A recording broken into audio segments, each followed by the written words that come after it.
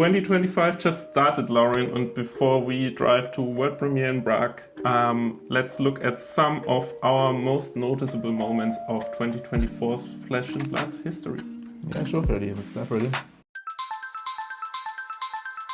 you still remember the ALS loop, Lauren? Oh yeah, sure. I ordered Coldfall time skippers exactly because of that. Yeah, me too, for my Guardian deck. But this is what Wper here is demonstrating in the Calling Pocket stream. He's attacking with the Angel of Rebirth, bringing back from his graveyard the ALS on the top of his deck, drawing it the next turn and playing the one he has in hand right away. Yeah, and if he had the Genesis here, he could do this almost an infinite amount of times. This way he's relying on cards and soul, but still very annoying for most decks to deal with. Everybody was scared of in that time. Yep. So many Bonds of Ancestry lines happened on stream this year, but this one by Michael Dalton is especially broken. Yeah, he was a person who was focusing on the Bonds line heavily compared to other deck lists at the time. I think he played all 9 copies. Yeah, he started this turn by a sweet little 1 damage from the weapon and then played Shifting Winds of the Mystic Beast, or how is it called? I know, a very long and complicated name, but Yeah. This way he can name all of his Crouching Tigers and naming them Descendant Gustwave. Yeah, and then, as you can see here, it played a Descendant Gustwave, Crouching Tiger / and then followed it up with a Bonds of Ancestry, drawing a card basically from the graveyard and all the shenanigans, but we can But that wasn't the only Bonds he played, because he played a few more to extend his combat chain and deal a ridiculous amount of damage, basically forcing Isaac here to give him all his cards. Yeah, this is the moment, it's like so many attacks already on the chain, and this is the moment, the first moment Isaac starts to block. Yeah. So the Bonds lines followed up by 200 wins. Yeah, and then just casually ending the turn or the combat chain here with, after this block, Another broken card. Sensor.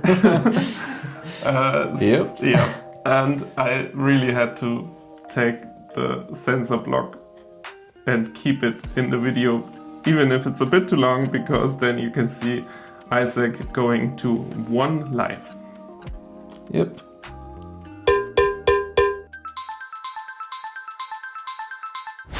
Yeah, there were also a lot of iconic limited moments that happened in 2024. This is a video from the world premiere for Rosetta, which happened in Tampa Bay. That means like the players knew the cards the day before this event, so totally new cards. And I thought they will mostly play Florian and keep it safe and play some Earth Heroes in the sealed format to just keep it safe, and I thought Oscilio especially will take much longer to be solved. But look at this play. Lucas Oswald here with the insane pitch stack line, going with a double flash line here to play a total of 3 spells, I think. Starting with 1 of the zaps to... This was one of the most remarkable moments for me, because flash into attack, into flash, into open the floodgates with go again, drawing 2 cards of the look at this deck size, it's 3 cards left in deck and he's drawing 2 of it. Basically perfectly pitch stacking here and just preparing a perfect killing combo. It's not possible to call this a specific moment or pin down a specific match, but oh boy, Shayyamamura as one of 2 Uzuris taking down Proto Amsterdam, just a perfect meta call that nobody really expected. Yeah, and he was not only calling the meta really well, he was also playing the hero really well. A masterpiece of Uzuri gameplay. If you play Uzuri, just watch this stream, all streams. 7 life, drawing a lot of cards in different kind of ways, like either from top of deck, which is basically drawing a card, as you can see here, playing the boom grenade from top of deck, drawing 2 cards and gaining 7 life out of Tome of Yenda, like here, or Spark of Genius, he's drawing a card with Spark of Genius, and everything, like drawing this match has everything, and doing a lot of damage too. Yeah, Dash IO definitely had quite a heat for her. This is just one of the best moments we could catch on stream. One other moment would definitely be Sam Sutherland's performance at Worlds in Osaka last year. Yeah, he also made it top 8 with Dash IO. And top 4 even. Top 4, and he was the reason why High Octane was banned. So maybe that would be the better highlight of this year's stream highlights. But sure, this was a very long turn though, so this also makes perfect sense to show. Yeah, but as we talk, he's drawing another 2 cards. So and I really like this moment of Jaap here on day 1 at Pro Tour Amsterdam, because he is also stripping his equipment at the end with 2 T-bones. 1 T-bone, and then he recovers the other T-bone with the protocol and stripping the equipment too and dealing a lot of damage. Yeah, just look at the size of his hand. Just still 6 cards available. Yeah, but no cerebellum processor. This was not existing at this time, and yeah. Still, just you can really see the power that this deck has, and just its ability to go super wide and just play so many cards in one turn. Yeah, I played against Jaap at like the next day or 2 days after at a casual game, and he mentioned it. He said like, "Have you saw my game on stream? I gained 7 life." Yeah. One more thing we can't do after the book burning, where we lost all the tomes, but yeah. And now Dash IO even lost another card in High Octane. And Yeah, see, this is what I meant. He's stripping away his equipment too. Taking the boots. Yeah. That's really the power of T-Bone here. Yeah. And one last pistol shot and then continue to our top 3. One of the best matches this year was no final. It was a top 4 match of Vincent Weinzel against a Decimator Great Axe Bolton deck. This deck was dominating the whole tournament and calling Warsaw, and their plan against Kano was keeping as many Oasis Respite as you can in your hand for this combo turn, and here you already see one of the Oasis. And then he played a second one right after it.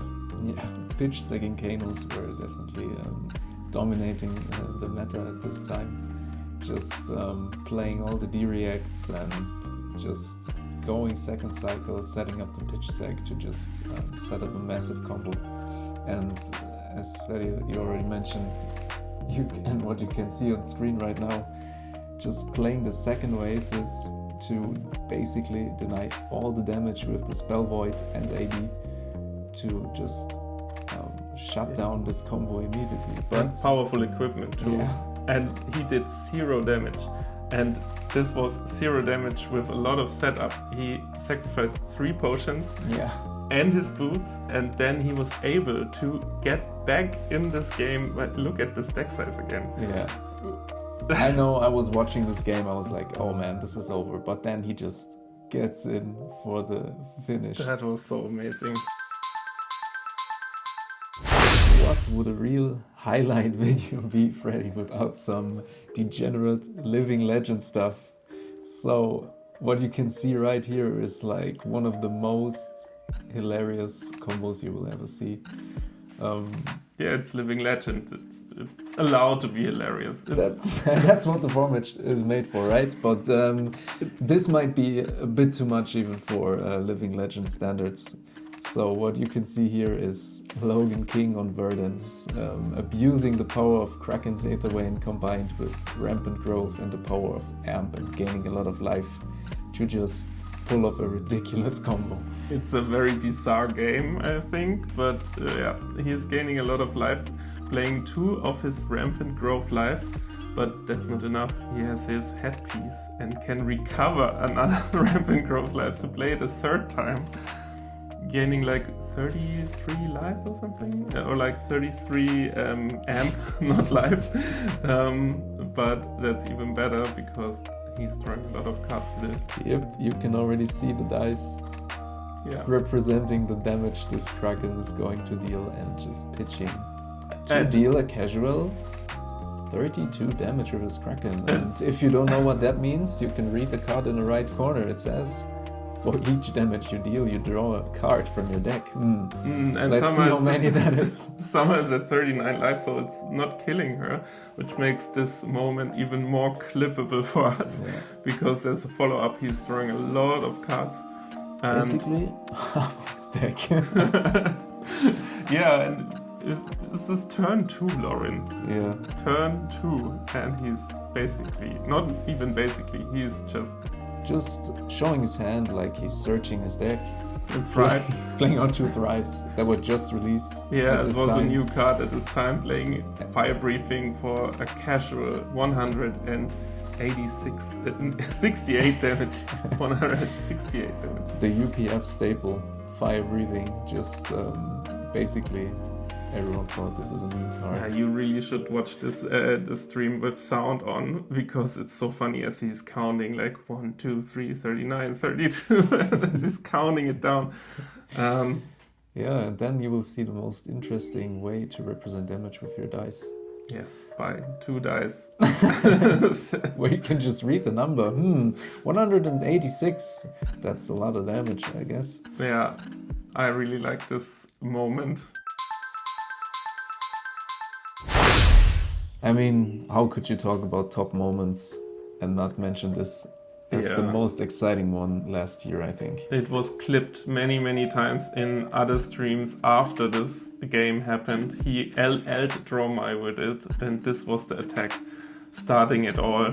Attacking for 4, and he could have had a perfect, clean block with Sync below, but he chose not to, and this was a really iconic moment. Yeah, you can see Arthur with his Dracai having the burn them all on the board, basically representing lethal with his next attack, and just putting Max Klein in a really difficult spot.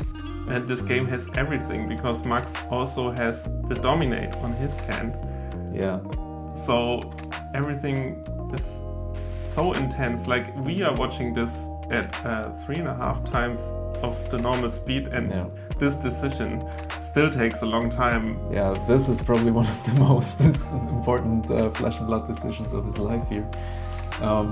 Thinking about his block here, and then just setting up his next turn where he basically has to kill Arthur here. Yeah, which he totally is able to do, I think, with dominating two dominating X. But let's see what Arthur has for us. Many of you will have seen this by now, but I think all of us already saw this moment. But it's just such an iconic and it's crazy moment. Played so well because he counted his deck. He thought about what are my outs I could possibly draw. He knew this is another sigil in his deck. And just drawing it. I think it's the most... Playing a sigil for the win. The most remarkable moment of 2024's on-stream history. Nothing more to say. What are your favorite moments? Tell us in the comments, and goodbye. See you next time.